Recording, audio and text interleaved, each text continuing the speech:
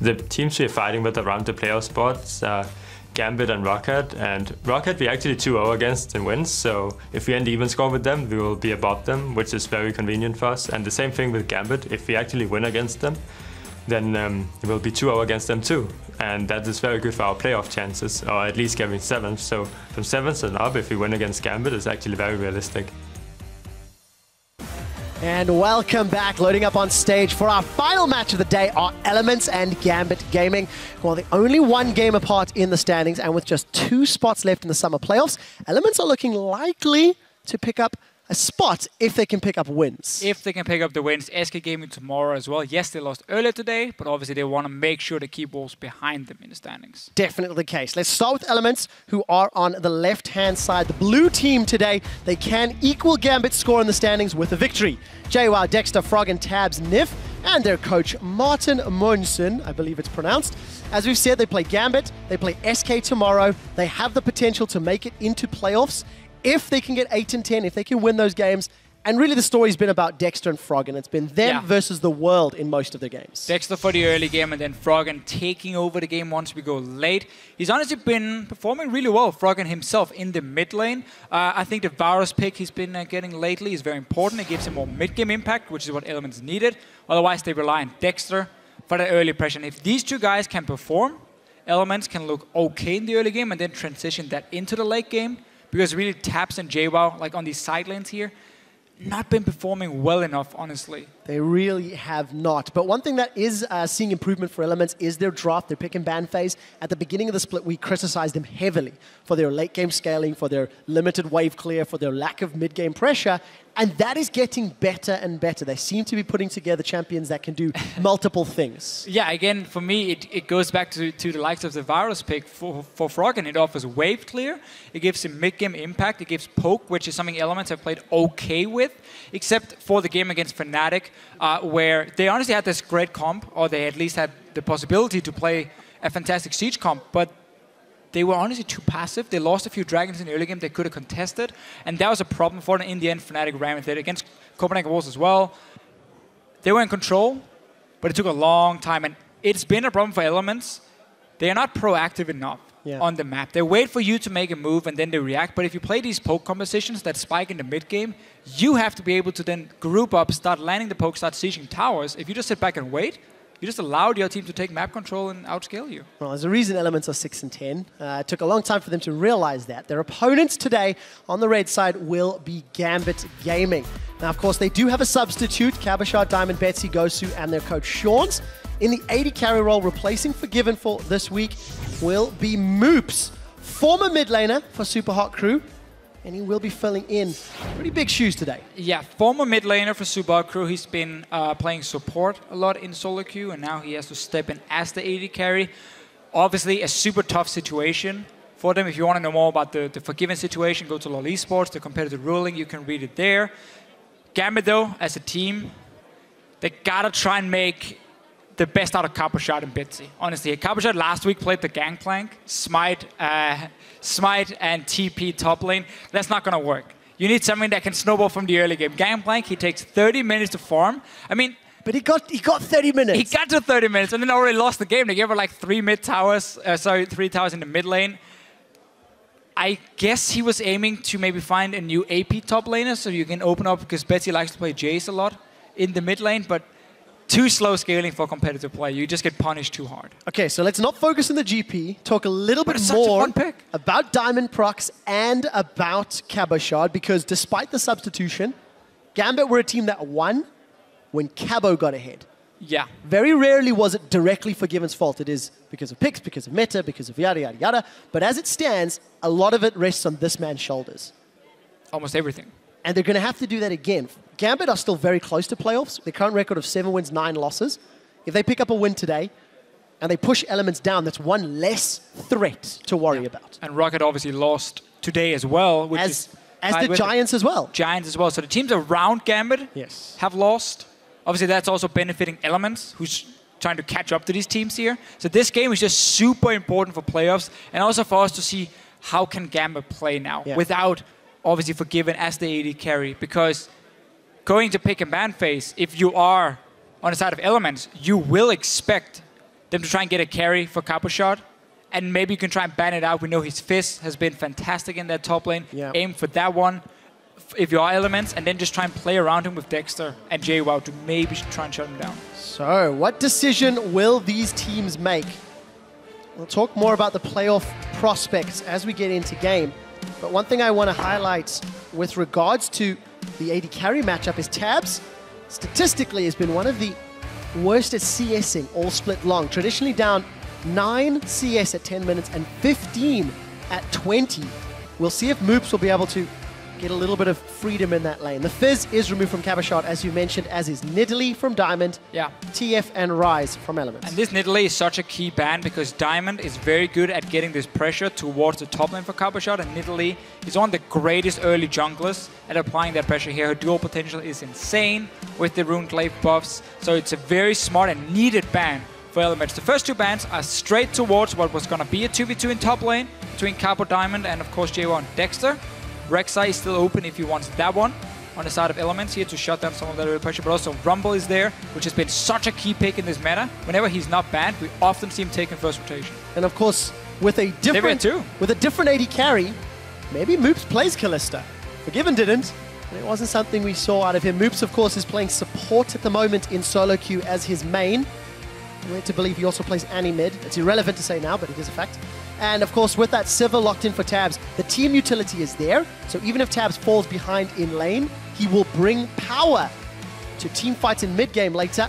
Here's the Varus to deny that from Froggen. Yeah, I think the Varus pick is needed, even though you don't always want to show it in the first rotation. You don't want to give people a chance to build comps around it. He's very safe in lane. He can farm against almost everything because these assassins are not in the meta. So I feel like Gambit had to take it away, seeing as they didn't ban it. But obviously giving away Sivir is just such a problem in Europe. I mean, we value that champion so high. Didn't even talk about it because you're expecting it to be banned. And also Elements will be able to take that Rumble pick we mentioned if they want to keep going for what is considered right now some of the strongest picks in the European meta. Rek'Sai, we mentioned that one as well for the early game. Here's the Rumble. Elements can be very happy with the first few picks. Not too bad. JWoww's Rumble stats, 1-1, 76% kill participation. He'll get his hands on the champion for the third time in Summer, and we'll see what work he can do. Gambit, where do they respond? We know that Varus is most likely middle. Safe pick, Corki, something that Forgiven's played an exceptional amount of. And I think this is smart for Moops. Give him a safe AD carry, an AD carry where he relies on poke as well. Got to be able to use skill shots as a former mid laner for himself. This should be a pick that fits him. Also, these poke compositions, as long as you know how to use your power spikes in the mid games and you can ward properly on the flanks, you can play around that fairly effectively, even without, you know, a star AD carry. So I like the pick and ban phase in that case for Gambit. Gragas not really able to match the Rek'Sai early game, but we're talking small changes here for them.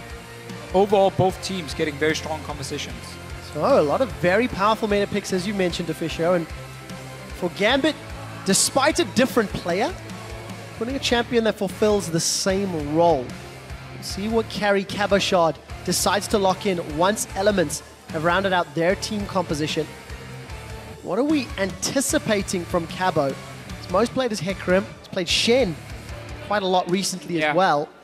I mean, he could... Even his Yasuo was terrifying. I believe that was comboed with Gragas, if memory serves correctly. It was. There are different carry picks for him. Question is, does he want a bit of magic damage now that they have the Varus in the mid lane? Don't think necessarily it's 100% needed. Because again, they're aiming to have this massive mid-game power spike with the poke. Shen obviously being banned away from him as we saw him play last week. Very, very strong pick for him. So I mean, looking at the side of Elements, I love this pick here for them in the mid lane as well. The long-range poke is great to try and even it out with the Varus. And then you're trying to match the power spike in that sense. Obviously for Elements, also the wave clear is going to be needed when we see Gambit start grouping with Corki with Varus.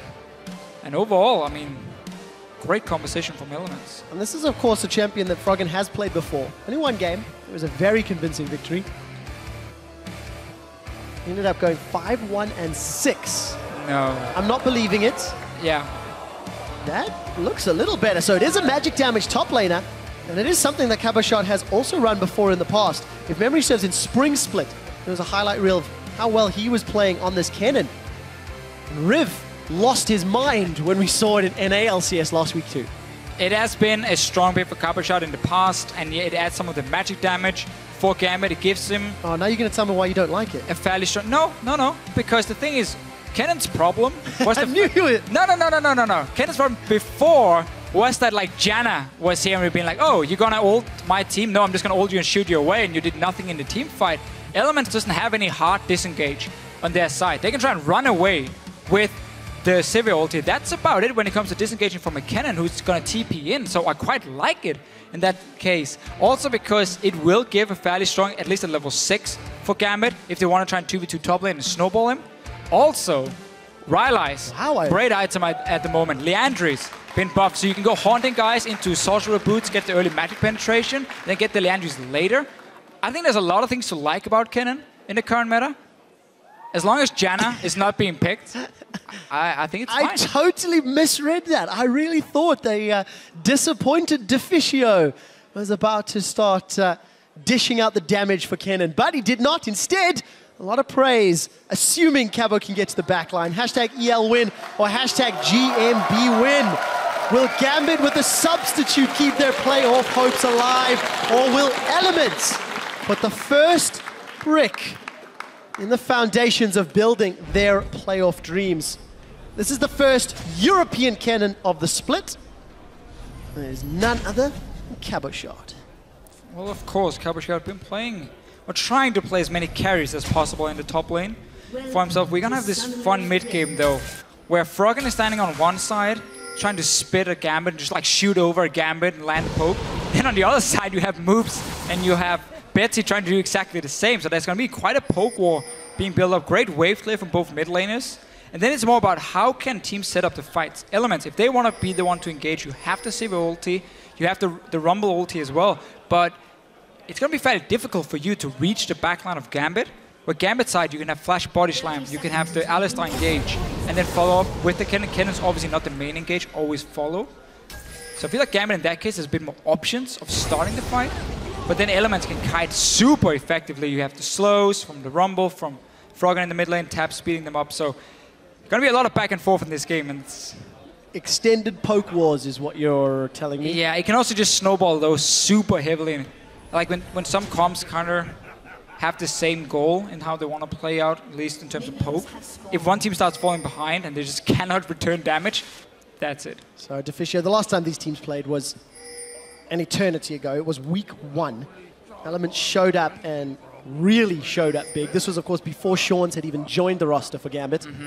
Had a lot more problems to deal with in the opening weeks. And much like Spring, got themselves a coach after a couple of weeks, started to increase their strategy, their picks and bans. Gambit have been steadily increasing, and now they're going to have the biggest challenge of all, playing with a substitute and still being close to playoffs. So we do see the upside down lanes, Moops and Gosu doing the Krugs. We caught a glimpse of Tabs and Nif just a second ago, finishing off the Krug.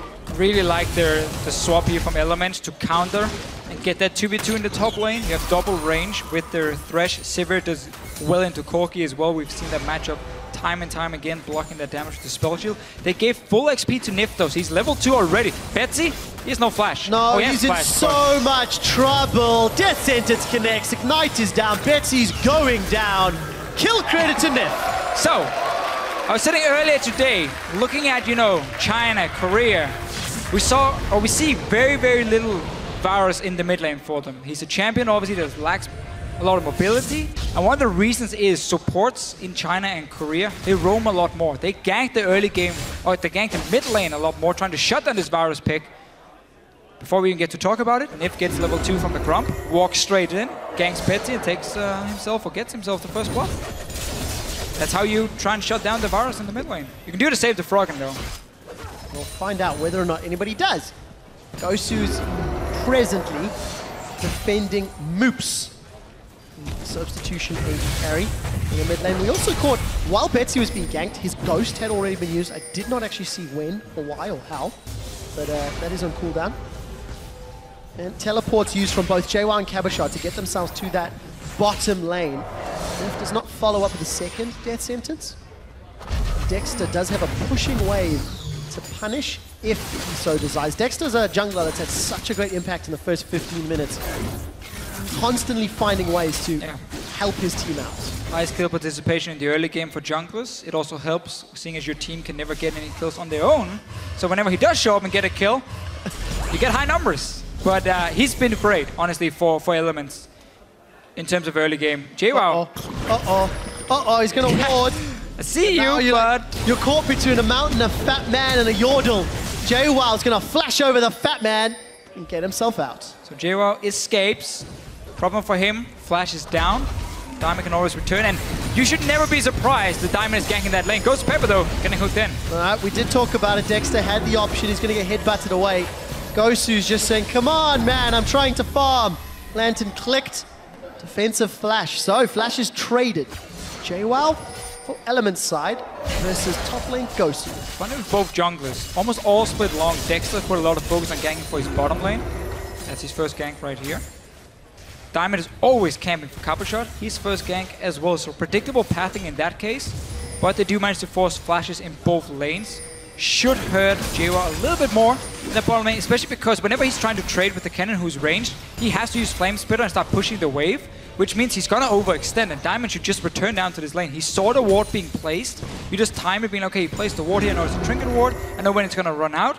I'm just gonna walk down, and JWoww's already pushed up in this wave here. Diamond could just go down and get such an easy kill. Yeah, you can see JWoww's wave is starting to cost him some CS.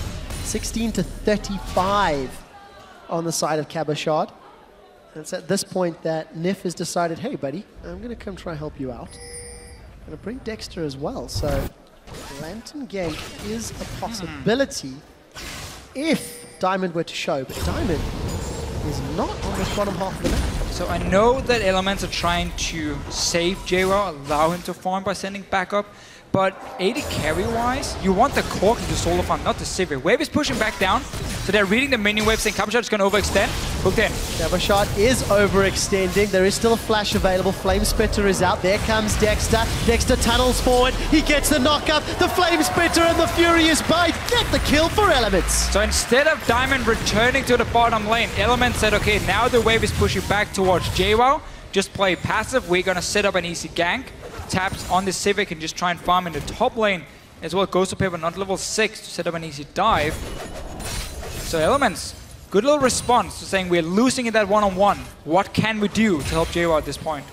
And it works, very importantly. Elements, proactive in the early game is not a sentence we've said particularly often. No. And Dexter held onto his flash and secured Cabos as well. So And very good play. Support roaming from Nif? What is happening? I mean, what's going on? It feels like the team is learning to fish out. Gank in the mid lane, roams down bottom lane, reach the minion wave to help. Hooks in moves as well. Will escape. But Nif with some very good moves in the early game. Also why we see teams really like Sivir so much. I mean, you can just leave her on her own. She can wave clear, even in the early levels. So great play from Nif, getting the early kills for Elements. And Elements will need all the kills they can get. But the fact that Giants lost earlier today, or the fact that Roccat lost earlier today, Element's hopes of making playoffs are getting better and better. For Elements, their destiny is a little bit in their own hands if they can pick up some victories. They've got themselves a 1,000 gold lead. Nif is continually roaming, clearing out vision now. Has those Moby boots, has for a little while. May look for even more. So I get he's getting the Moby boots because, again, he has been roaming for ganks. I do really prefer early Sidestone though, because I think the deep vision you can set up is so much more valuable. But obviously because he's been making these Moby boots work with the roam to the bottom lane, there's obviously a reason behind it for Nif. I also really want to see what Froggen in this mid lane is going to build now that... I'm glad you say that, Division, because we've not looked at mid lane at all. It's, well, wave clang. It's a fantastic farm fest. You can see the practical side. But it's a farm fest that Froggen is winning. That's something that is happening a lot. Froggen always farms well and always has a big impact. Last week his Varus roams were good. Slightly more difficult to do with the Cogmore. Sure. But you can still roam and still pick up some poke kills with the amount of damage your side lanes have. And that's the thing now with the new API items, it's still hit level 11, get the rank 2 ulti. Yeah, it's still Luden's Echo.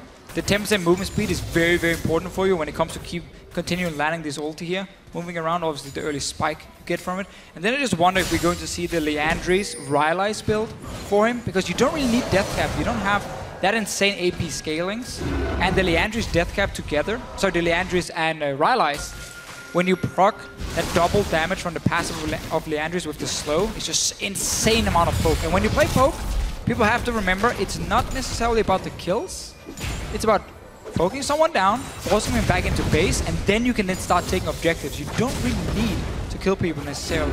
Sending a message with the damage to Fischio. Elements continue to hold on to their lead. They are ahead in CS for their AD carry and mid laner. Slightly behind for JWoww's Rumble. Because of that very early flash and the fact that JWoww lost so much CS to the pushing wave. He does have an assist, of course, thanks to the gank. And there's been no indication that these lanes want to move or no early dragon pressure. So aspect is not something that they're looking for, but with the amount of poke, it's not really a primary concern.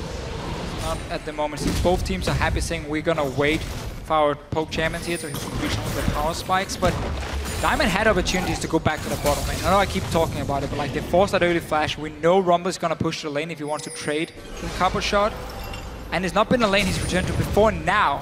He's sitting on that pink ward, but Flash is ready again for JWoww, and he's reading the situation, or he should be at least, expecting. Dexter showing himself mid lane. Betsy's using Ghost, he's been knocked up, Chain of Corruption misses. Froggen's looking for those living artilleries.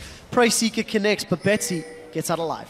So Diamond was down bottom lane, he saw Dexter in the mid lane, meaning that JWoww know, okay, my jungler has shown himself on the map, so he's now zero pressure, which means I have to be careful, because Diamond was not in mid to counter gank, so he can either be in top lane or bot lane. Now he's standing on the ward though. Yeah, but so is Dexter. What? No, they're spotted. Dexter's not sure. Oh, Diamond doesn't. And then you punish the red scuttler. Here comes Nip. That's okay. So it's just a flag. He's gonna at least get caught by one of those living artilleries before he decides to back. And of course, this is the point where you'll hear every caster say it's a stacking tier champion who's in a power top. But it's not double tier, true. Oh, not double tier. Well, no Locket yet either. No Locket. I think Locket would benefit Gambit. Actually, would benefit both teams because of the magic damage. We'll get more serious in a moment as Elements are now onto the first dragon. With Gambit backing, they saw Cabo leave lane, they saw Betsy leave lane, and Elements pick up an uncontested dragon. Easy peasy. I really like Elements' focus around this mid lane from the early roam. Nif had to Dexter now ganking, forcing both summons from Betsy. It allows them to push him back to base and then take this dragon. JWoww though, my friend, he's a level 6 cow. He's not afraid of that tower. And Equalizer had been used despite the overheating JWoww. Cabashard's coming in with a slicing maelstrom, and he gets the kill credit. Gambit secure a very easy kill. Should be able to get this tower at the cost of their own down bottom. So net gain with the kill, still with Gambit. Still with Gambit, so trading towers, Cabashard very importantly got the kill for them. He needs to be a big part of these team fights. We have to watch how he plays in this game. We talked about this early magic penetration, obviously on the cannon. Himself, you still want that hourglass fairly early, and the fact it's cheaper is another little benefit for the cannon. You don't really build the hourglass for the AP, you build it for the active. So yeah, still a lot of things to like about it. We need to see how Cabashard can play the team fights. No hard engage or hard disengage from Elements, just a whole lot of mobility because of the Sivir to dance around. And that's important because of the fact that Cabashard's team is down in gold. Yes, they've secured a tower, which is great, but as it stands, Elements have been more proactive on the map, secured themselves a couple extra kills, and one of that is because of Nip. He has picked up that sight stone, but we've not seen deep vision yet. Still some shallow warding.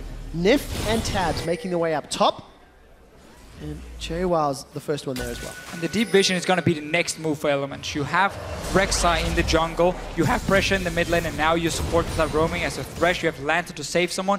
Deep vision allows you just to pre-plan so much better. If you see suddenly 2 or 3 guys from Gambit on top side, you know your top lane is about to get killed. You can either back away or you can set up a counter play to it because of deep vision already being set up. Dexter is going to find goes to Pepper at least. So Elements trying to just shove the lanes. Moobs is freezing down the bottom lane, or at least farming it for now, so he's not going to be able to join.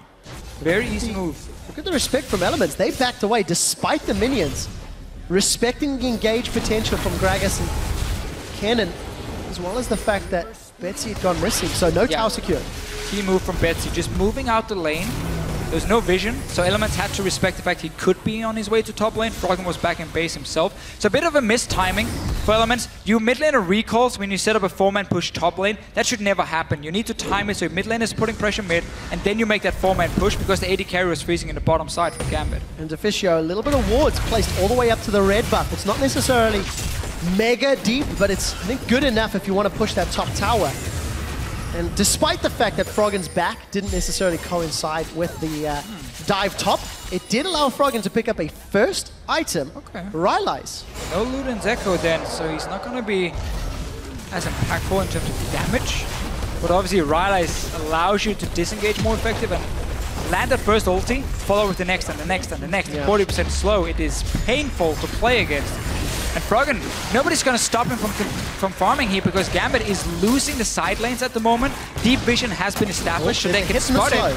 There's the first slow. A hit in the slow. Voidus connects as well. Hit in the slow. One more. That one's not going to connect. Caustic Spittle does not. Nor does the Living Artillery. The Ghost from Betsy keeps him alive. Right, Elements got the top tower and put a lot of damage on Inner, and Gambit did not respond with one of their own. Remember what we talked about earlier. You don't have to kill people with poke, you just force them back to base. Betsy's now recalling. Froggen goes in, gets a few more hits on the mid tower. You slowly chip it away, and it's just always in advantage of Elements.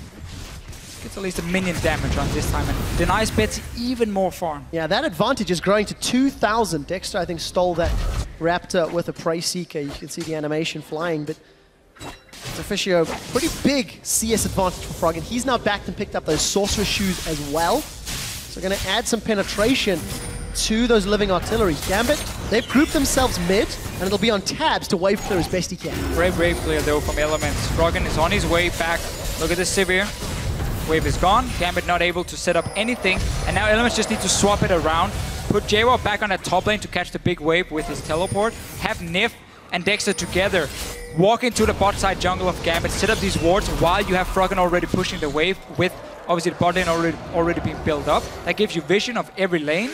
Makes it very safe for you to move in and get up the vision, and then you set up a second dragon, and you just play it slow and steady with your Elements at this point. No reason to take any risk. Don't have to go for any crazy tower dives. Just play the map. Doing exactly that. Element's now going to donate this blue buff over to Froggen. One more shot. We'll get it in the end. Almost an awkward moment. Diamond is invading with the support of the rest of Gambit, so buff steal. Take a look at the middle though, because Betsy in a little bit of trouble. When the hunt comes out, Chain of the Rylai's will start spreading. Dexter's going to find Diamond and Moops. So Elements are in the mid lane. Dexter's forced to tunnel to safety. He finds a second tunnel. Teleport comes in from JWoww onto that tunnel. Equalizer waiting for it. Connects! Death Sentence into Equalizer. Moops is slowed by the box as well. Ghost is trying to peel them away. Tabs, as well as Froggen, is going to be able to pick up a kill there onto Moops. Now Gosu, he's been connected. The Death Sentence flashes over the wall, over to the Troll tunnel. Traded one back. Betsy's got himself a kill onto the retreating Dexter. 1 for 1.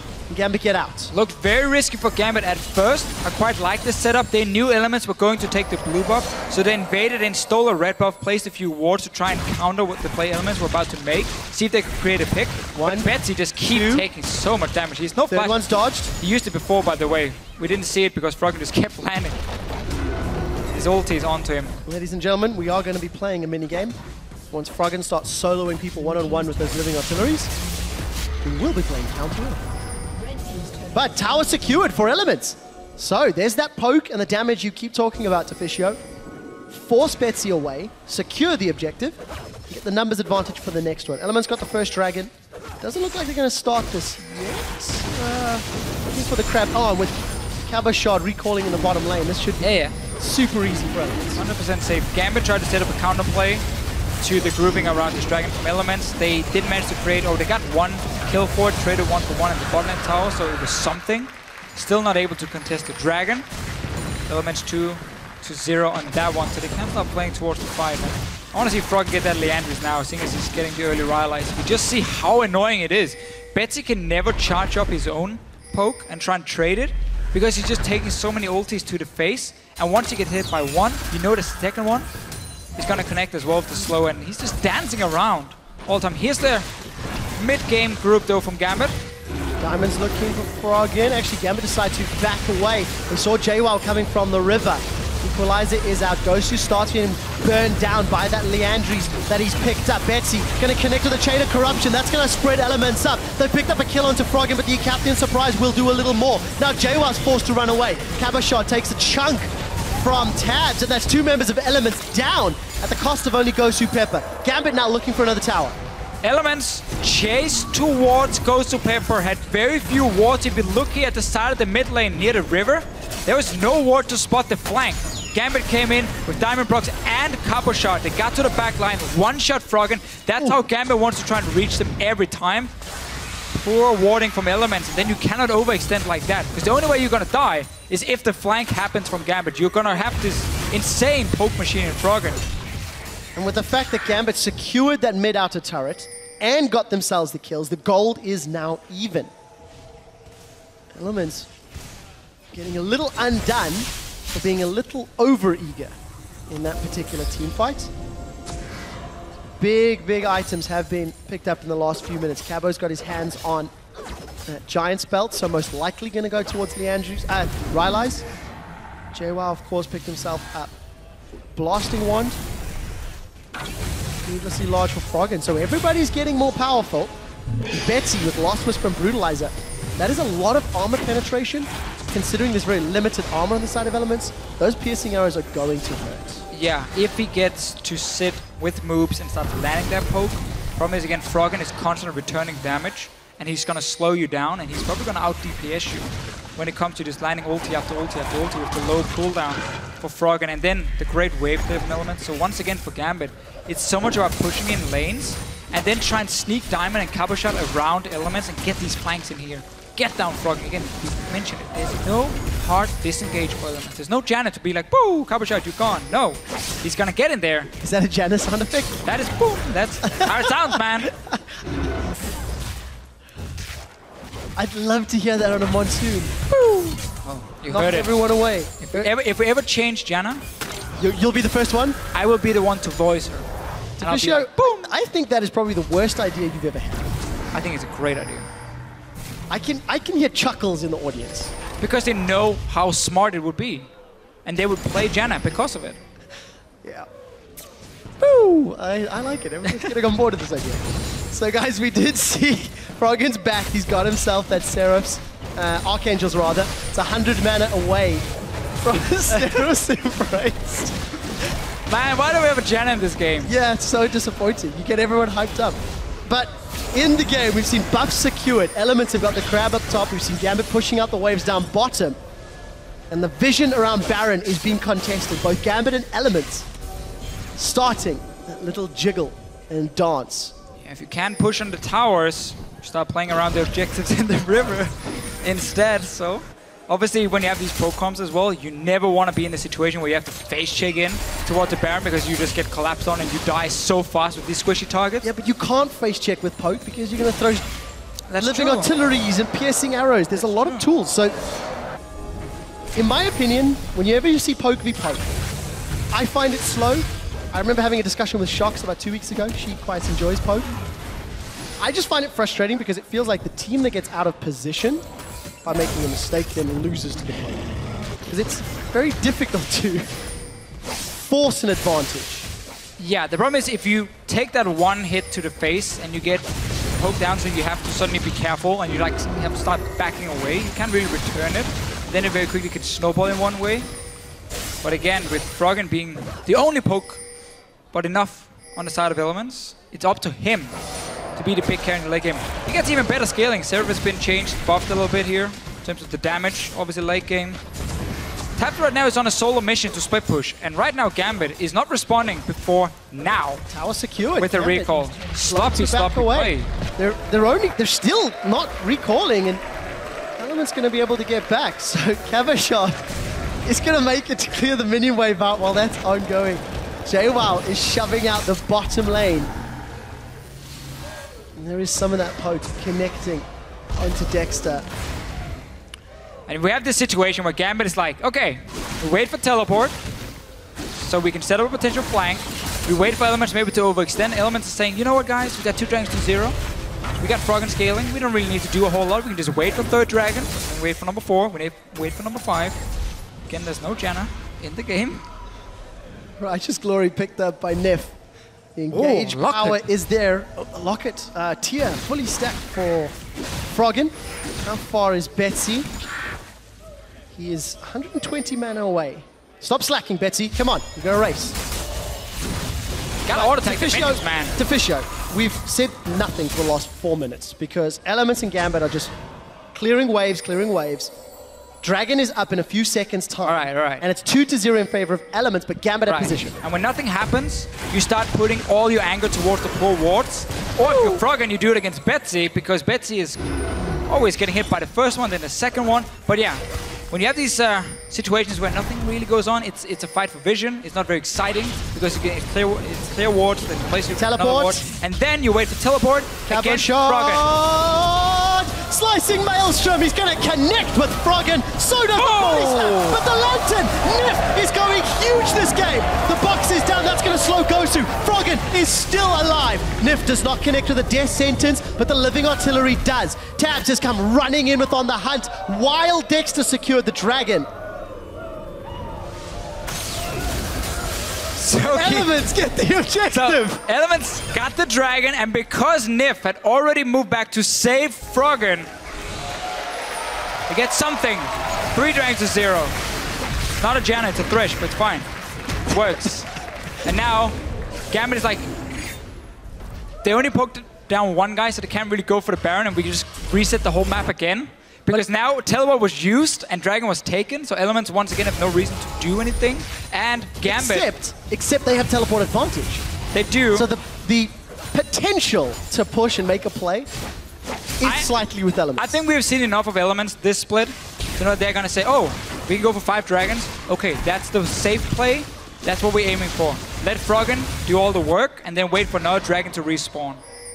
Gambit have to find a way to stop either that dragon or create something beforehand, but there's been so little focus on deep warding for both teams. We've just been standing in the river, killing each other's wards and being like, haha, I hit you with poke, I hit you with poke. And there's more poke. Diamond gets caught by one, body slams away from the second. Diamond also picked up one of those Aegises, Deficio. Smart play. And we do see the Rylai's completed for Cabochard. So itemization synergy that's going to work fantastically with slicing Maelstrom. We did see an Abyssal Scepter from JWoww, so a slight variation on the Rumble builds that we see, but it makes a lot of sense considering his lane opponent. Still though, Cabochard delaying and also JWoww in this case delaying the Hourglass is quite a lot. Obviously against poke you might not need the active that much, but for Cabochard, because he will be diving that back line and there's a lot of damage on the side of Elements, I think he could have delayed the Rylai's for the Hourglass then get it after. Obviously for him, he wants a bit more sticking potential in this fight. I have to see if it pays off, or if he just goes in, gets basically one-shotted. Well, I guess against the Sivir and the Thresh, that slow will be very powerful. Yeah, but it's all or nothing when you're Cannon. You pop your ulti, you try and one-shot a target. But you're not aiming to chase toward... Isn't that the definition of Cabochard? Is his playstyle and character not all or nothing? It is. His Hecarim, his Fizz... His haircut. Everything. Dexter's going to avoid that piercing arrow from Gambit. They now have vision control around Baron. So, Elements now need to face check. They need to use that living artillery to try to figure out where their opponents are. Instead, Elements are going to put some pressure on the mid lane. Gambit did back away. So, when you play poke and you want to set up Barons, it's not just like a one-step process. It's not, oh, here's Baron, let's go Baron. No, it's like 4 or 5 steps. 1, you start pushing out your lanes, especially the mid lane is key, then the top lane. So you have the waves pushing down to the tier 2 towers, and you get the full vision. It makes it harder for him to walk in a face check. Then you clear wards, then you go back and push out waves, then you clear wards again, and you force it to face check. Gambit now has a situation where they've at least cleared all the vision, but you can see how Elements are always in the mid lane, so they're putting this pressure of saying, okay, we're just gonna push up mid, and if you don't commit fully to the Baron, and like have to just start walking back, we can land some poke, and we might get an opening. So we need teams to fully commit. Gambit could have walked into the jungle of Elements. We talked 2 minutes ago here, before this, because Elements cannot face check against a Cannon, against an Alistar, Gragas, whatever, and set up that full deep vision and start playing around it more effectively. And that allows you to push waves, because Froggen is the only guy you need to fear. And of course, because Gambit did not get the deep vision, did not fully commit, they are 2,000 gold down. We see Gambit now grouping themselves towards this middle lane. And the poke from Froggen is doing a lot of work. Exceptional wave clear, so Elements maintain control of the game. Dragon will be up in 2 minutes, which is just after 30. And that will be the 4th of the match. Gambit, they've not contested previous Dragons. And they simply cannot afford to give up the 4th for free. Only if they take a Baron for it. But even then, it's so risky because then the number 5 is going to be so important. So either Gambit has to start giving up the vision on the Baron and start moving it down to the bottom side of the map. You have a massive wave pushing as well on the bottom side, so that's an opening for you. Because you want to start setting up at least a minute in advance. If you want to fight again against Poke, you gotta have that vision so you know when you can engage onto them. You never want to start the Dragon and then dance around the Dragon and try and dance around the Poke as well from Froggen. And you're like, oh, I got hit by that one, now we gotta back away. I'm doing some weird dance in Castles, I'm not sure why. Well, we'll have to take a look at the vision stats after this game because there's been a lot of wards killed, I feel. We'll only be able to investigate that once we get the advanced post-game statistics. Void Staff was collected for Froggen just a minute ago. The Neuromancer was completed for Betsy as well. So this arms race is building more and more and more. I'd really prefer the Leandris though first. The damage is insane with the Rylai's. And again, it's about just poking people down and forcing them back to base. That would have been a lot more effective for him. Now, Copper Shot, he has TP again, remember guys, so he can make a play. 20 seconds before Dragon, he's going to get in, but he's only going to find Nif. The support is now down, but it's Froggen that they need. Diamond forced to retreat. Living Artillery misses, but it's Tabs that's going to get the kill secure. Now they're going to turn their attention to roast Gosu Pepper. He's down. Elements is going crazy. They found themselves 2 kills at the cost of 1, and they sound like an Ewoks village. Gambit committed everything to kill poor Nif because Froggen flashed away. That is not the guy you want. You need to be able to get Froggen down. It was only Cabershot going in at first. That means another Dragon for Elements. And another few minutes for Gambit before they have another teleport. Cabershot, unfortunate to not find Froggen. He had flash. The angle just wasn't worth it. Here's their replay. Yeah, so basically he goes in, Froggen flash, and now in this choke point here, Dexter and Nif were standing in the front for Elements, and Gambit just not able to commit to it. Damage way too much, and then you don't get down Froggen. Gotta go for him, man. Gotta get the Dane, or he will take the game. That rhyme was insane. Elements have extended their gold lead. They're 1 Dragon away from Aspect. And JWoww is a couple hundred gold away from grabbing Zonya's Hourglass. Going to be very important if a Dragon fight is to break out. And we've just gone full ARAM the last like 15 minutes. We've just been stuck in the mid lane, shooting at each other. Silence has been more about just the minions. Goes to Pepper.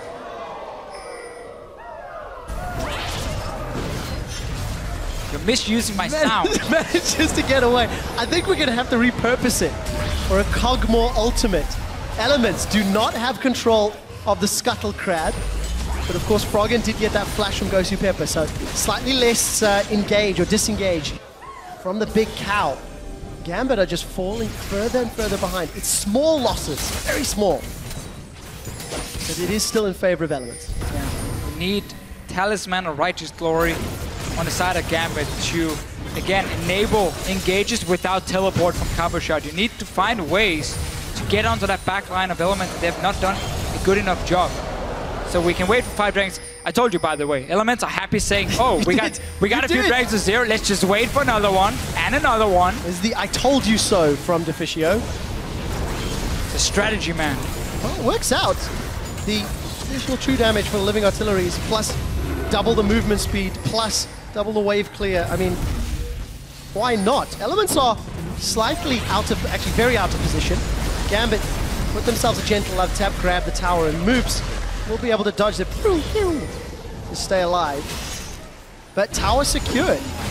Cabershot is going to get caught by death sentence. Gambit, they're committing for this. They're going to get another kill onto Nif, but look at the equalizer, splitting Gambit up completely. A defensive explosive cast from Diamond Prox, and Gosu will once again be the sacrificial cow He's going to go back in for one headbutt pulverize. Buy some time for the rest of Gambit. Benzine goes to a low. Living artillery. After living artillery. After living artillery. Cabochon forced to flash away. Oh! Is down. Reese gets the kill. The Captain Surprise will not be in range. 1 for 2. Gambit win the fight. Revenge for Betsy, but there's no objective to take for Gambit. They got the mid tower at first. No dragon alive. They're not healthy enough to start the Baron.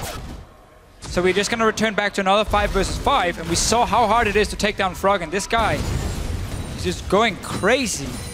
And his range is insane. Gambit is lacking ways of getting to him. TP is soon ready for cover shot. Every time he goes up, he's been TPing in, trying to flank. Not every time. Every time. It's been twice. 3 times. Come on. It's 36 minutes in. You have more, like, if you were to use it every time. Okay, not level 1. Okay.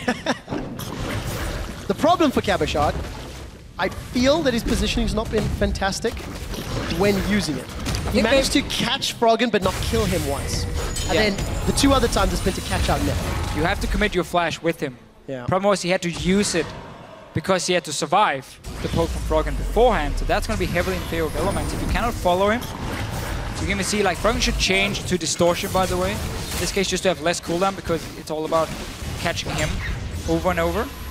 Get that reduced cooldown. Capture could honestly do the same, but nah. No, you want the home card. You want the home card. Set your clocks, ladies and gentlemen. 1 minute and 45 seconds until Dragon number 5 will be spawning. Elements very clearly want to secure that objective. And Gambit, good call, Trevor. I don't think they can afford to give it up. We've got a lot to work with yet, officially. For Dragon. However, do they want number 5? Let's step back. Let's step back again. Remind everybody, because we've not done it yet. In-game. Elements, of course, playing for playoffs. That's the big picture here. Yeah, if right now, Elements win this game, they will equal the score with Gambit, as well as Giants, as well as Rocket at 7 and 9. And there's only 2 spots left for playoffs. And the key thing to remember, when you look at the standings, one of the teams you just mentioned have to go down to promotion tournament as well. Right now it's Elements sitting in that spot. That's one you want to get out of. Now Gambit has set up 1 minute in advance. Very few wards, but at least they got control of one of the bushes. So Elements knows, okay, they're standing here trying to land some poke. TP is ready for Kappa shot. Needs to go back in base. He's doing it now to have that recall. Is there wards behind? There's one ward here where Nif is walking, sorry. Might be the one he goes for. Froggen and JWoww are there. Home guard is powered up for Cabochon. One in the lane too, right at Froggen. Not been pulled yet. Cabochon's waiting.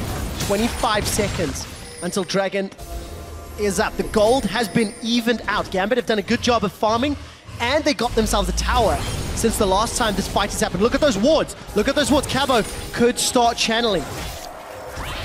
First one cleared out. There's only one left. It's gonna disappear in just a few seconds. So he's running out of wards behind Elements.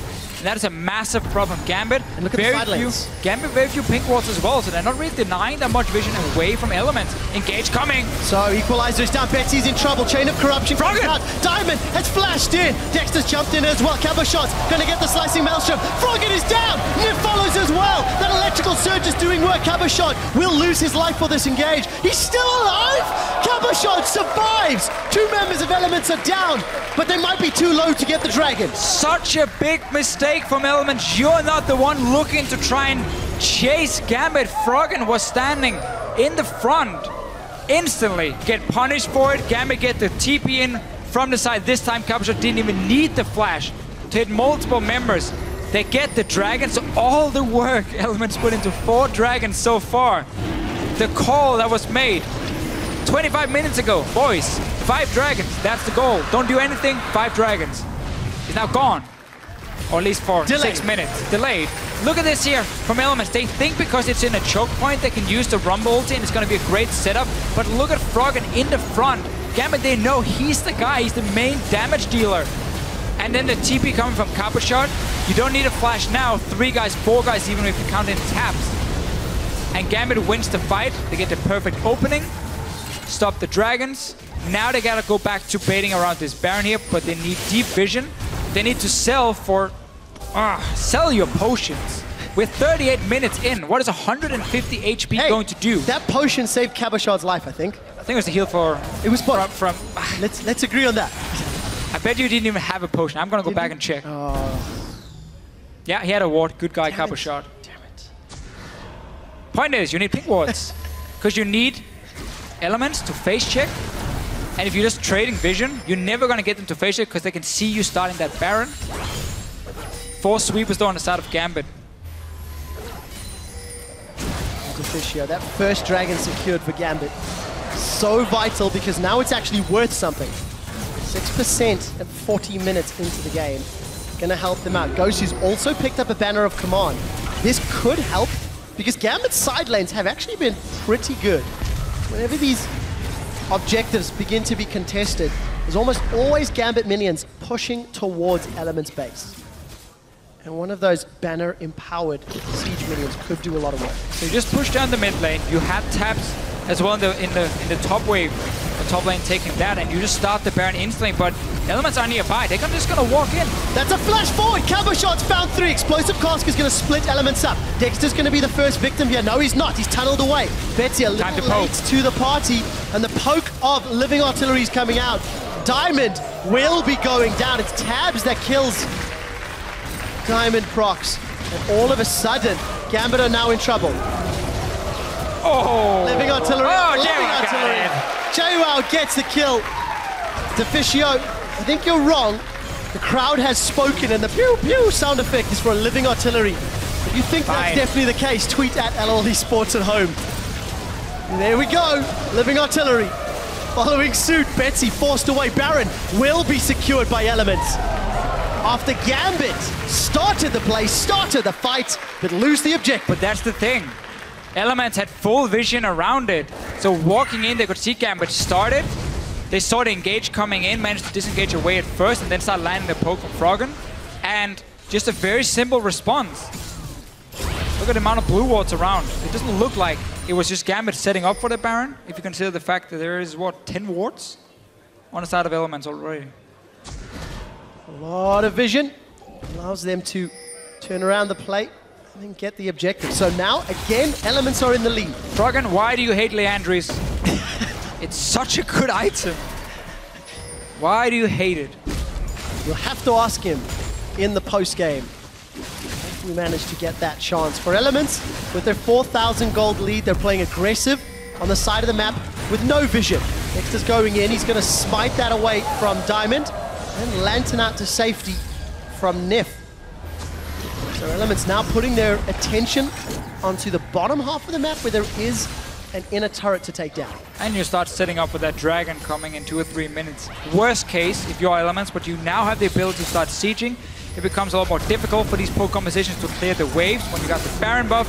And obviously, if Gambit is stuck under that tower, trying to clear waves, it's a lot easier for Froggen to keep landing this damage. So Elements finally have a chance to really siege. As long as they have the wards on the flanks, and they know where the wards are behind them, so they can see if Cabo shot is TPing in, because his TP is ready in just a few seconds. No, we talked about that TP like 10 times, but it really has been it's game-changing the opening for Gambit, the only opening. The scary thing is, one strong teleport from Cabo shot can once again turn this game around. Elements on the hunt is down. They want the tower. Teleport's coming out from Cabo shot behind. Tower's not secured yet. Diamond forced to defend. Chain of Corruption doesn't connect, but Cabo shot finds Froggen. The Pew Machine is down. Nif is going to escape, and Gambit defend their base. Well, we talked about the teleport. We talked about the cannon, what he can do with the flanks. Elements didn't manage to see what was behind them in terms of the wards. Might just get a death cap as well now for Cabo shot. Honestly, probably realizing he's doing his job just by going in and trying to blow up one target. So he doesn't want the hourglass very clearly. He just want to try and stack as much AP as possible for himself. It's been working okay, 6-1. It is the Cabo shot show in many ways, but it normally is with Gambit. He needs the rest of the team though to help. JWoww might be caught out. He has been, but he may be able to turn the tide. Starts to overheat. Gonna flash into Gosu Pepper, who gets the pulverize in the head, but JWoww's trying to make the best of a bad situation and look for Moops. I do not believe he will find him. Goes Golden. Moop walks into the Flame Spitter as Cabo shot has arrived. Secures the kill with the Electrical Surge. So JWoww's down for over a minute. Froggen has only just respawned. from the previous team fight. Gambit have a little bit of time, may be able to get the dragon if they rush it. They might have to just dive onto Froggen. He has an insane amount of wave clear. It's only 2 guys from Elements on the bottom side. Also need to respect the fact that Tabs is pushing top lane, so they gotta react fast. Either you go all in for this tower and try and get the 2 kills, or you just recall and you send at least 1 guy back to stop this one, and then you take the dragon instead. So that seems to be the option. It is number 2, Deficio. Cabashot is up top. He has to deal with Dexter in the middle lane. He has to deal with Tabs in the top lane. The rest of Gambit are on the dragon. Dexter secured a tower already. Dragon number 2 picked up for Gambit. Cabashot's defended top, at least for a moment. May need to use that slicing maelstrom. If anything further, look, here comes Gosu as well. Have Elements stuck around. Tabs still has on the hunt. It looks like Dexter's going to find support of the rest of Elements. Gosu is way out of dodge, despite the fact that he's found Dexter, forced to use Unbreakable Will. He'll be able to make it out. So, cooldown blown, 2 exposed inhibitors. And just such a problem for Gambit that they have to trade a dragon for some of the inner turrets because, again, they know Elements can get number 5. So once they got the first kill on JWoww, he basically took such a long time dying and forced moves really low.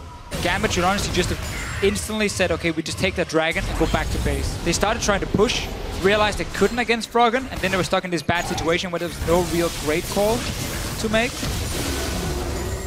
And in the end, 2 towers for Elements. But once again, you stop the 5 dragons. I get the ban of command from Ghost of Pepper to stop some of the wave clear. However, I feel like Righteous Glory is still the best item for you to get at this point, or the Talisman, because if you cannot get the right team fight and get onto the backline of Elements, you're never really going to get to use that ban of command. Every time Gambit tries to group and poke, Froggen returns twice the damage back to the carries of Gambit, and they have to just back away and wait for team fight. So build for that. Don't build for the push right now. Very quickly, Froggen has just finished his death cap. Currently sitting on 767 ability power. Each living artillery is hitting for around 400 damage. And a 0.8 second cooldown. Could have been more with Leandris. Could have been more with Leandris. Maybe it's his final item, Deficio. Elements have grouped up in this middle lane. Again, there's no tower. It was secured, and Betsy's being focused. 1, 2. Third one gets dodged. Betsy always dodges the third one. Yeah, Froggen has enough damage now. He needs just 1 defensive item because he's the target every time. And nobody's helping. Ghost of Pepper is behind. Cabashot dancing around the front though. No tower. Oh! The flash for flash. Gosu doesn't get the pulverize. Ignite is now burning. Betsy did not fire Chain of Corruption. Gosu insta Unbreakable Will. Just react instant. Just flash ult him and get him with the Q and he would die. Did not do that, and it means Froggen gets away.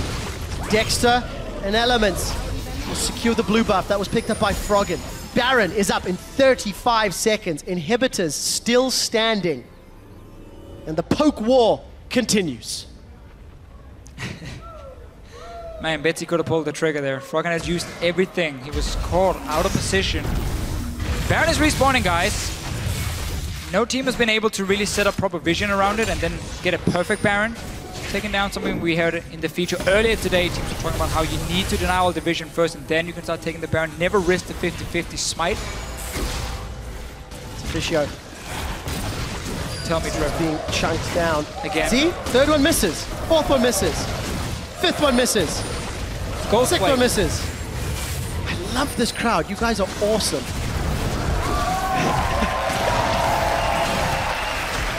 Elements trying to keep their playoff hopes alive. Take a look down the bottom. Froggen's gone! Cabashot teleported in. We didn't even see it. Observers were looking for the pew-pew. And it's Froggen that's down. Gambit's banner-empowered minions have taken a tower. And Baron is up. And Froggen's down for a minute. Okay, so that's where it's very smart for Ghost of Pepper. Because Elements have been stuck as a team for the last 40 minutes. Banner of Command is going to start their split push on its own. And it's gotten them a tower, forcing JWoww to take it. But the important thing is, Froggen had no summoners. He used them in that last fight where he was caught out. And of course the teleport, guys. I mean, come on, teleport shots. And then boom, kill. One-shot him. Boom, Froggen goes down. Gambit get a tower. That is their 5th of the game and their first Baron. The timer has started for the next dragon. Deficio, the game that's had the most dragons in Summer has been 7. The next one will be the 7th. We might be equaling that record. Close to at least. Unless Gambit decides we want to finish right now. Still left 15 seconds. Now you can use your amazing poke because Froggen is not there. This tower should be very easy to take down. Especially with that banner-empowered Baron minion. But man, Froggen, the fact he has no defensive item at this point means that every time he gets locked down by Cabochard, he just gets one shot complete. There's no outlaws, anything to help him. And the fact he has a death cap, which is just so unnecessary. And let's also remind everybody, Gambit are playing with a substitute. Gambit now have Baron, they have super minions to play with in the middle lane. And they are keeping themselves in a great position. We said Gambit play around Cabochard. It is about Cabochard. Cabochard, 8-1-1 with 370 CS and has found Froggen. When he's found Froggen, Gambit's hopes have been rebuffed. Also just with Elements as a team, again and again it's been a talking point all split long, are just not great at being the proactive team. They're so weak when it comes to pushing your advantage. And even with Gambit, giving them 4 dragons, not setting up the Baron, giving a Baron as well over to Elements, it's not been enough because every time Elements push up, they don't respect the potential flank coming, and that just bites them in the behind. And now Dexter gonna get knocked backwards. Chain of Corruption will give Betsy the kill. Gambit, they say screw the dragon, we can get more. Move their ways down to the bottom. They've got to deal with that poke from Froggen. There we go, Living Artillery's connecting. They're in sync now, actually. Gambit will get their 7th tower of the game. 50 minutes has gone by. Death sentence on Diamond, but that's not the target you're looking for. Gambit have super minions in 2 lanes. And the longest, oh, it would be Elements. The longest game of the split was 55 minutes, and it was SK versus Elements. We're 4.5 minutes away from their record. Elements won that game, by the way. Late game call, 55 minutes in. Got the Baron, won the team fight because Freddy TP'd in with the Shen. Didn't finish off the Nexus, if people remember that game. That should not be the case, though, for Gambit. As we have seen, every time we have that 5-on-5 team fight with the proper TP and engage, they are winning it. Even though it's only 1 or 2 kills at a time. I don't think we've seen multiple people dying on the side of Elements in these fights. Maybe I'm completely wrong. It's been... I think we've seen 2. It's been like 51-minute long game. We've seen 2 at most. I can't remember a fight where Nif plus Froggen or Nif plus Dexter went down. But Gambit's Baron buff has now timed out. Got the Righteous Glory as well for Ghost of Pepper now.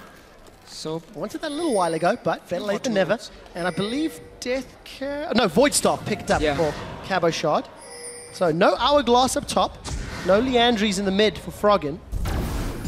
No Hourglass either for Froggen. Gambit doing the right thing, sieging top lane, letting the supers do the work elsewhere. So how good can Froggen wave clear? Or how good is Froggen's wave clear? That would be the correct answer. He just has to be so careful because Gambit can try and just instantly dive him. You have... Somebody ask Crepo what this guy's name is. But Gambit gonna secure their 8th tower of the game. Almost uncontested. Froggen, your poke is good, but it is not that good. Take that back. Instantly clears the way for the Voidoos. Still, he's taking a bit of damage every time, and someone has to go back and clear the super minion soon. Jero's in the middle, and Gambit continue the siege. You have lifesteal. Just even it out between moves and Betsy. They're doing it right here. Notice how nobody else is hitting the minions. It's high-level strategy. Gets to lifesteal. And you go back. Super minions is down. In the bottom here at the Nexus turret. Wait for someone to move down and take it, and then maybe even just look for a dive. Or are we gonna wait for another Baron? Super minions pushing into the base. Baron, banner empowered minion, gonna help secure the Nexus turret. Elements have peeled away, actually gonna leave their own minions to push back. Elements still trying to defend. And it's just this poke be poke. It doesn't look like anybody wants to tower dive Deficio. Although, Diamond is in the base. Playing it safe for now, because you got the super minions anyway. It's out of Gambit. Still behind in goal. Been probably the entire game long, honestly. Yeah, evened it up a little bit, but every time they do, Elements seem to make a play that gets them ahead. It's going to be much more difficult now. Look, Cabochard's pushing the wave. Diamond's pushing the wave. The rest of Gambit sieging top. just waiting for that one opening. Problem is, Elements are not going to move away from this tower. And now, JY is still positioned down here, Froggen with the wave clear, Taps with the wave clear. We might just wait for this Baron here. Gambit will go back and set up, hopefully, vision around it and just take that team fight where Elements is walking blindly in. Big to note that Nif did use that banner of command, Righteous Glory, minute and a half before it'll be available again. 5:13, remember. Some of the changes reverted. Inhibitor spawned middle. Bottom inhibitor will be spawning soon. Living artilleries are connecting. Forces a flash from Betsy. Okay. Baron's up in a minute, as is the longest game of the summer split record. We're gonna break it. Betsy just live stream back again. Froggen still no distortion for himself. We talked about it earlier, how important it can be because of these summoners here, because he is the target every single time. So he's just going all in offensive. And because Betsy got poked down, Gambit is saying, you know what, we're not going to risk it. And Dexter is instantly, okay, set up a bit of vision. Might be caught out though. Dexter's in a little bit of trouble. Actually, Dexter's in a whole lot of trouble. He's going to try to get away from the explosive cast. Moves, flashes, belts in aggressively. Cabochon will find him. It's going to be a minute-long death timer. Gambit now have a man advantage, and they should be able to secure a Baron unless it gets stolen away. Well, you still got super minions coming in the bottom lane. The jungler is dead. Nothing is going to stop you from taking this Baron. And then the wave clear from Froggen suddenly isn't that effective. And that's what you need, 55 minutes. New record, longest game of the summer split. As Gambit will secure the third Baron of the game. If we are lucky enough to see one more dragon, it will also be the most dragons of any game in the summer split. We can only hope. Breaking records today, man. I'm going to go back to a little thing I mentioned earlier about how a few weeks ago, Shox and I talked about poke.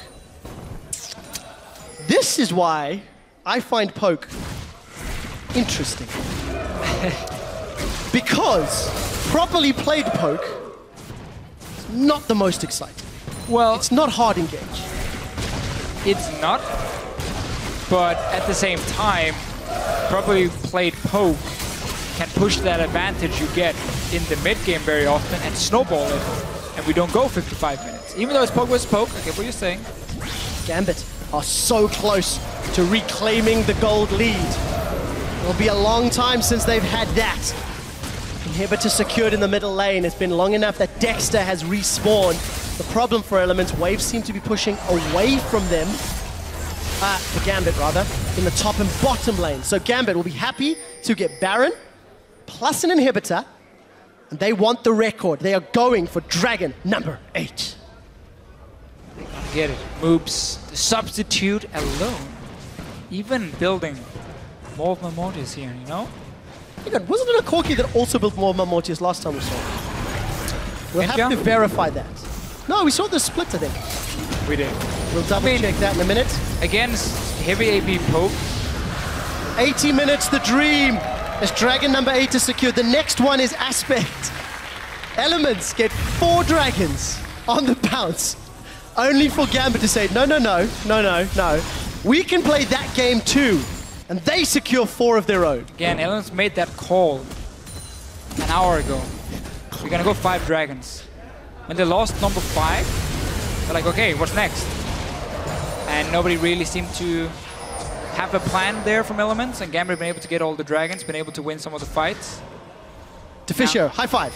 Look at... It was Audrey that built more Mortius on Corki. Knew I'd seen it somewhere.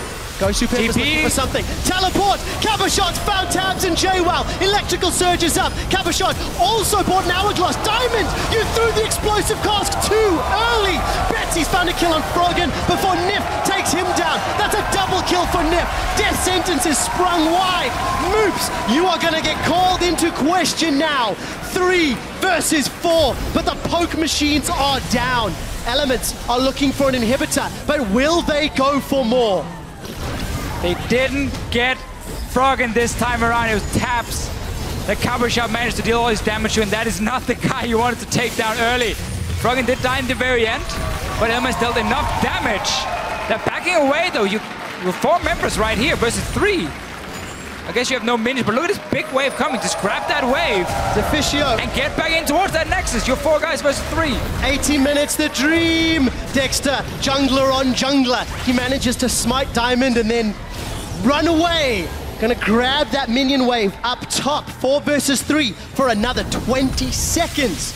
Elements decide to just escort the minion line into the base and then say, sorry, buddies, your problem now. Elements will not win this game before they get Dragon number 5. That is the goal for Elements. They give you 4 dragons, they give you false hope. Like, that's our dragon, get number 5. Bottom lane though, ban off command minion. He'll do work for Ghost Babe. I gotta give him credit for that one. He's been setting up some good spray pushes. Is it possible to see how much gold that thing is earned? Oh, that would have been so cool. Wonder how much gold he's earned from those minions. Probably a lot. I'm gonna say so. Well, you got a talisman now as well, so... Of both the items you wanted. 60 minutes the dream. 8 dragons, 3 barons, countless inhibitors. How are we 1 hour into the game and a 450 mid laner still doesn't have 6 items? That doesn't add up in my book. Are you calling Froggen out? No, no, no. I'm just saying that seems weird. I didn't see if he sold any items or anything. I mean, obviously he has the same 4 core items as before. He's been earning 19,000 gold so far. He must be very, very close then to getting that hourglass in the end. Just if you consider we've been here for an hour, so much farm. 2 kills, 8 assists, 7 towers. Everyone else, if you look at the carries, at least, have been maxing out. So I'm not sure if I missed something here. This game will live on forever as Kog'Maw's ultimate has a new sound effect. It has been made so. Diamond and Gosu waiting in the bush, waiting to find a target. Dragon's not up yet, no one's gonna leave. Oh, I've been proven wrong. Elements, they're moving through the lane. Diamond looking, waiting for an opportunity. Not gonna find it. Deficio, Cabashad's teleport is about 1/3 of the way off cooldown. Will Diamond cancel his recall? No, it doesn't look like it. Super Minions pushing. Super Minions getting very close to the top half of the base, so Gambit cannot afford to be outside of the base. And it's Cabashad that's been appointed to deal with it. They still also can't afford to just sit in the base, because if Elements can walk up and see all 5 members in front of them, the flank potential, no Frank here, the flank potential is then not there for Gambit and then needed. Froggen though is still a squishy target, no hourglass yet for him. He's gonna be the... No hourglass, 61 minutes in.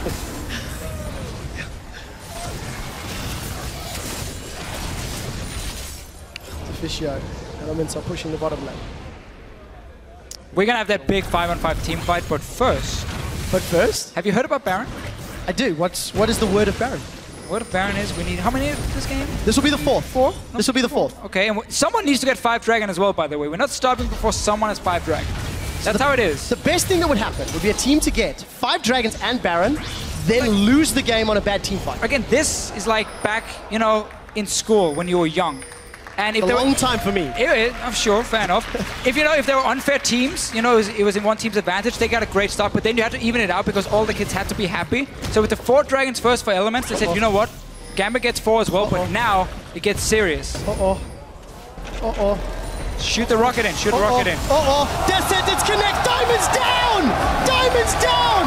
Elements, they are patient enough to find the kill. Cabashad is looking for an engage. Where is he? Teleport's not available. Gosu Pepper's being roasted and he gets burned alive. Elements have a 5 versus 3, but they have all of the damage from Gambit to deal with. Well, how is that damage gonna take down Elements? They got the wave pushing in, they got super minions. Cabashad, what can you do now? It's the final countdown, Deficio. Elements are onto another inhibitor. Gambit's engage tools from Gosu and from Diamond are not there, but Cabashad, he's got a flash and a slicing maelstrom. He's going to throw down the hourglass, as does Jaywell. Cabashad will go down. It's Nif that gets the kill. 4, 3, and 7. Betsy is alone. Betsy has to defend. A Nexus turret is down, and at 63 minutes, Elements are taking down the Nexus turrets. Elements are taking down the Nexus, and Elements are keeping their playoff dreams alive, but napping.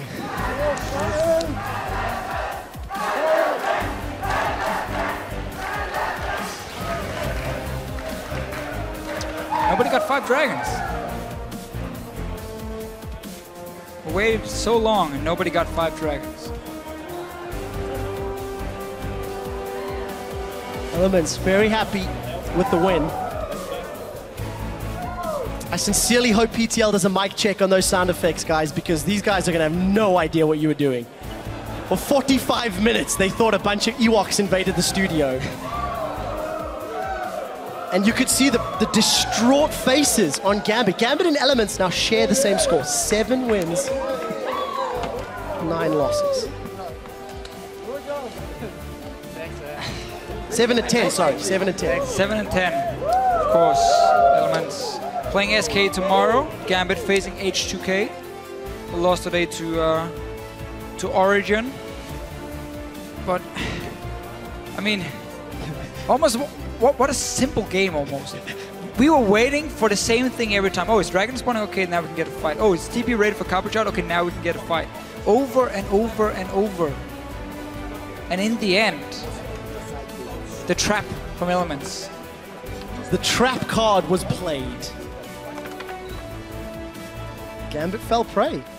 The one thing I do want to say is, while you said it was a simple game, I have a small clip that I'd like to show at least everybody in the house of how I felt this game played out. So if we can pull that replay up really quickly, and everybody in house, if you can just help me out here. Roll the clip for me, because...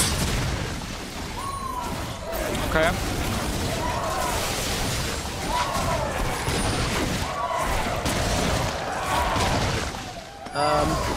Wait, hold up. There we go. Sorry, I'm not done yet. Could you guys help me out just a little more?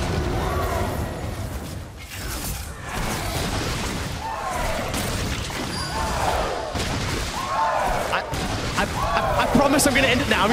Okay, we can kill that. But I think you guys were incredible, and thank you to everybody at home for watching that. Elements, you can feel how important that game was. They played so risk-averse. Are you crying? It took 60... The game's over. It took 64 minutes to win the game. But Elements' play of hopes are still alive.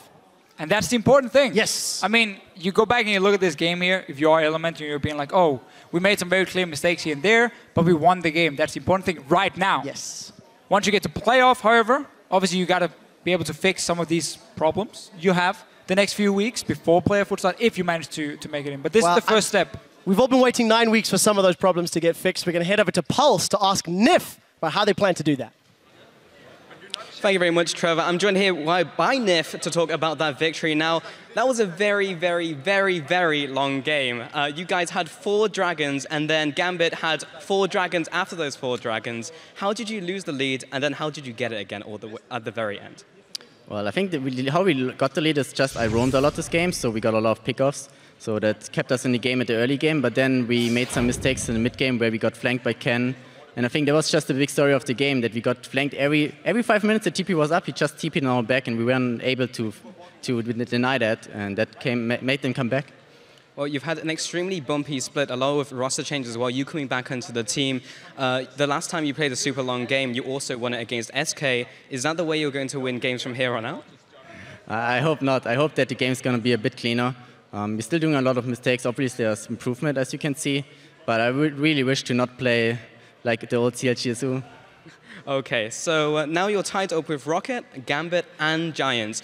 Which of those teams do you think you can outperform as we get into the tiebreakers or potential tiebreakers?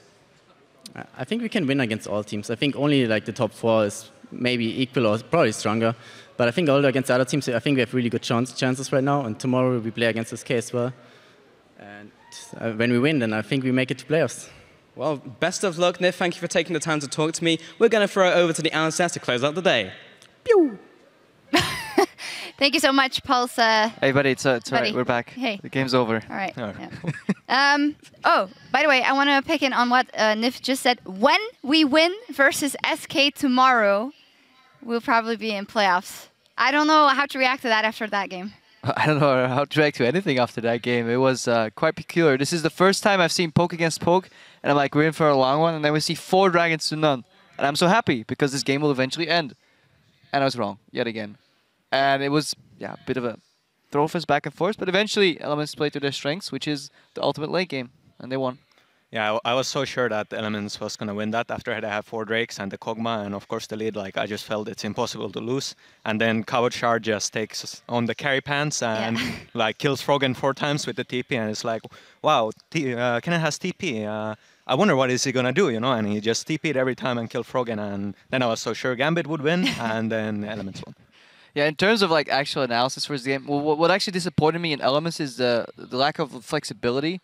It's okay, you know, fool me once, fool me twice, you know, the saying goes further, but Elements got fooled 5 times, and they stopped warding their flanks. I mean, this is the only counter Gambit had in their playbook. It wasn't like a variety of plays. It was literally teleport behind them, slicing Maelstrom, press R. That was it. Just flank your wards, ward your flanks, and buy distortion boots in Froggen. The only reason he got home guards is so he could run out of the base quicker every time he died. And so he just buys distortion boots and he has flash of 3 minutes, and then Elements can set up plays. Every time Gambit got a successful play, they bought 5 minutes in the game because Froggen wanted to wait for his flash. That could have been reduced to 3 minutes, and this game could have been sped up exponentially to prevent certain analysts from falling asleep at our desk here. So definitely would have liked to see that a little more. Yeah, I also would have liked to see Michaels on Thresh or whoever. I think it would have helped a lot. Like sometimes Froggen was even dying with flash up. If you just have that Michaels, Kog'Maw flash out, and then you win. Yeah. Does a game like this really come down to certain item choices? I know we were discussing a bit about Banner of Command and how it ended up putting the waves in the favor of Elements. Both sides use Banner very well eventually. The downside of Banner of Command is that you can't use it on those super minions created when you have an inhibitor down, so then you actually resort to the inferior version when you buff the caster creeps. But yeah, good side wave management with Banner of Command for both these teams, but I definitely agree with Cyanide here. Mikhail's was much more needed later. It's even like, why do you need Righteous Glory? These comps don't really want to run into each other all that much. Righteous Glory has no defensive capabilities in terms of getting Froggen away. I mean, it's harsh, but if Elements do make the tiebreak and they do make playoffs, they will need to learn how to adapt quicker than they did this game, or they'll just get torn apart in the best of 5. Which we have been saying actually for a couple of weeks already. Quick maybe on Gambit, obviously playing with Moops in there, who honestly held his own pretty well, but in a game like this, or... Yeah, there was a tweet online that I was going to steal. Tweet online? Yeah, wow. Somebody said, yes, that's how tweets work, Shock. That's what I was implying. It's about to make my point as I get interrupted here, but yeah, in the wake of Forgiven not being able to play... Jesus Christ, Chucks. Not being able to play, the void had to be filled by getting 2 AD carries. You know, 1 in the mid lane, 1 in the bot lane. And that's indeed what somebody tweeted. Now my joke is ruined. Thank you very much, Chucks. You quote your own tweets, you quote other people's tweets. At least you gave them credit this time around. Anyway, the playoffs are on the line on our stage, and it all comes down to this week, though. In the Fantasy LCS, your last matchup will also be a little easier if you have Yellow Star in your lineup. He went big as support Trundle today. 19 assists, picking up a total of 32.5 fantasy points. I mean, I didn't think I'd live to see the day that the Trundle support would win the fantasy rankings. No comment at all? Yeah, no comment. Are you salty with me? Nah, he did actually play really well. And this right here, that exchange right at the end of that VOD, was just so good to see that this is what Fnatic does. Whenever somebody makes a mistake, somebody else catches up with them and just like removes that or swipes it clean. And that's what Yellowstar did right here. Had some good roams. Got that early Moby Boots and Sightstone too, and allowed him to snowball. And then at that point, when Yellowstar has Moby Boots and Sightstone, it doesn't matter what champion he's playing. He could be playing Master Yi support, and it will work. He can ward everywhere as long as he gets that vision and the shot calling. And it's so paramount to Fnatic's structure in terms of how they methodically close out the games. The only thing you have to wait for, yeah, perhaps the early game, but they have been experimenting lately. So for playoffs, I imagine it'll be even better. Yeah, and still undefeated there, Fnatic. A ton of stuff happened today, and for a look at the standings and what all of it means for the summer playoffs, we're going to pew it over to Stress and Quickshot. Thank you very much, Sharks. Man, it has been a weird day today. We've had a backdoor, a base race, and our studio's basically turned into a bird cage as well. So with all of the action from today's games on the books, we want to take a look at where the teams stand at the end of the day's action. With only 5 games remaining, the top 4 spots are already locked in for the playoff brackets. They're not going to change at all, but the last 2 spots in playoffs are up for grabs. Elements, Gambit, Giants, and Roccat are all contending. 7 and 10. Sorry, there's there's a Cogmore loop. They are all on the same points right now. Tomorrow's games are going to determine that a whole heap. I actually predicted Elements to make it through. We'll see if they do. What this means for the playoff bracket, 3rd and 4th are locked in. All of these games will be a best of 5. You can see that Fnatic and Origin already into those semi-finals. And that means they will be going to Stockholm, whether they win or lose those semis. And it'll be interesting to see who is going to be playing all the way to the finals. Yeah, and in that finals, the winner of the finals in Stockholm will go straight to the World Championship in later this year, in September, Definitely the October. case. So that'll be the first team to qualify for Worlds. There will be more spots available. The second team to qualify will be through championship points. Now, you get championship points for placing highly in the spring and summer split playoffs. This is where the championship points currently stand from spring. Fnatic obviously winning that one. H2K as well as UOL, one leg ahead of everybody else in terms of qualifying for Worlds. But we need to see how far they can run in the playoff bracket once we get that started in 2 weeks' time. Right, and it's all about the summer split championship points. The two teams you want to keep your eyes on really are H2K and the Unicorns of Love for where they end up at the end of the playoff bracket, because H2K currently are 20 points behind the Unicorns of Love. You can see the second and third spot are 20 points from each other, so it is all still on the line with those playoff points. It really is. And of course, the teams that do not then qualify through either winning the summer playoffs or through having the most championship points will then do battle in a first-time regional qualifier. This is the first time we've done it in the LCS, and the way that it will work is it runs straight from left to right. 5th place 6, based on your championship points. The winner plays 4th, the winner plays 3rd, and whoever ends up winning this entire bracket will then qualify as the 3rd and final seed for the World Championships in 2015. So that's all a long time in the future. We've still got our playoffs still to go, and to join us for the quarterfinals and the semi-final action here in Berlin leading up to the big show in Stockholm, head over to lolesports.com/tickets, where seats are still available. Yes, and maybe you can join us and start going pew-pew a little bit more. There is still a lot to decide here in Europe over the coming weeks, but for now, we're going to head back to you guys to take a look at the final games of the summer split. Thank you so much for that breakdown, guys. Things already got crazy here, and that regional qualifier is something that I'm already really looking forward to. You guys have been in those before, and that the stress is just immense if that's what you have to do to compete to get to Worlds. Yeah, the regional qualifier obviously is a new addition to the to the show rather. But yeah, the playoffs, that's where the stress happens. And then if you perform decently and you get there, that's when everything matters. Everything's on the line. One best of 5 is the difference between making it to Worlds potentially as this Hail Mary type of play, or just dropping out completely. So that's something I'm definitely looking forward to. Dino, do you think some of the crazy plays today were already a result of the playoff stress from some of the teams? No, I don't really think that's the case. But yeah, playoffs for sure, like something I'm really looking forward to. Like, can someone unseat Fnatic, maybe perhaps Origin win the finals? Can make the giant upset? Like, it's always really exciting to see. Yeah, super exciting. A lot of interesting stuff here, and a lot of interesting stuff still to come tomorrow, as well as the European LCS Summer Split concludes with, well, maybe concludes. We might have some tiebreakers as well, of course. Copenhagen Wolves versus Giant, Gambit versus H2K. What are you guys keeping an eye on? English can be very hard. Yes. SK against Elements for me is the match that I am keeping my eyes on right now, because not only does that open up the potential for a lot of tiebreakers, also SK hasn't been looking that great right now. They really need that win in case the Wolves make an upset happen. At the same time, Elements, they really want to go 2-0 here to keep their chances for playoffs alive. At the same time, though, they were looking sloppy. Yeah, super interesting. We'll see tomorrow. Our coverage begins at 6 p.m. Central European Time, 9 a.m. Pacific, and we could be in for some bonus tiebreaker games, so clear your schedule. And until then, we need to sign off. I'd like to thank Cyanide for sitting on the analyst desk. Thank you so much. And on behalf of us here at the European LCS, thank you for tuning in, and we'll see you back here for the exciting conclusion of the summer split tomorrow. And Shocks for tilting me. They are playing to avoid automatic relegation. Copenhagen Wolves need a 2-0 and a little more help for that to happen. Jankos not soaring closer. Baron got stolen! Shook steals the Baron, as well as Dragon number 4. And they may be picking up the win that keeps them alive. Lenny, can you do it? Lenny. Copenhagen Wolves keep their hopes alive. Nexus turn, they've got a member lost already. You're just gonna win this? You might be able to pull it off. Don't stack. Come on! And! Unicorns of Love trampling down the Giants. Yes, they can. Should be able to take him down. He's gonna flash right into Reno. push them all back, but not before the support and AD carry are down, looking for even more, and Rated blown back by Reckless. Now Huni a little low, Candy Panda, he's gonna go down as well. Destiny comes out. Fnatic are 1 win away from the perfect season.